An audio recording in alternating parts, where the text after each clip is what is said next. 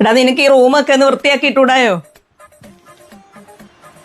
ആ ഇത് ഞാൻ പറയുന്നതൊന്നും കേൾക്കുന്നില്ലയോ? കേട്ടു. ഞാൻ ഈ സാധനം ഓർഡർ ആക്കിയിട്ടുണ്ട്.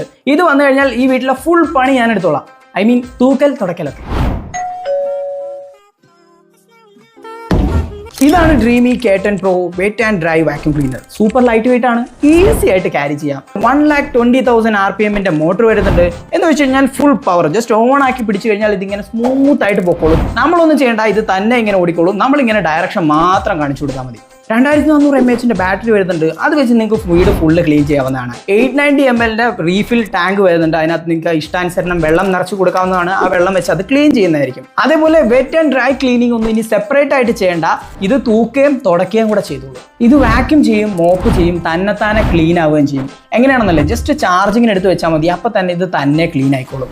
അതും പോരാതെ ഇതിനകത്തൊരു ഡിസ്പ്ലേ ഉണ്ട്. അത് വെച്ച് നമുക്ക് ഇതിനകത്ത് പവറും കാര്യങ്ങളെല്ലാം കൺട്രോൾ ചെയ്യാവുന്നതാണ്. ഡിസ്പ്ലേ ഉള്ള ഒരു മോപ്പ് നിങ്ങൾ എവിടെയെങ്കിലും കണ്ടിട്ടുണ്ടോ? ഇല്ലെങ്കിൽ തോണ്ടിരിക്കണം. ബൈ ദ വേ, കീർത്തി സെന്നാണ് ഡ്രീമിയുടെ ബ്രാൻഡ് ഫേസ്. പുള്ളിക്കാരി എഞ്ചിനീയറിംഗ് ടെക് ബാക്ക്ഗ്രൗണ്ട് ഒക്കെയാണ്, അതുകൊണ്ടൊക്കെ ആയിരിക്കാം.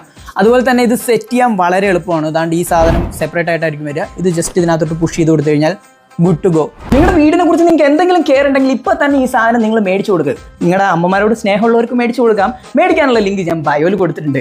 അതുപോലെ തന്നെ നിങ്ങളുടെ ആ ഏറ്റവും മടിയനായ ഫ്രണ്ടിന് വീഡിയോ ഇപ്പം തന്നെ ഷെയർ ചെയ്തിട്ട് കൊടുക്കുക.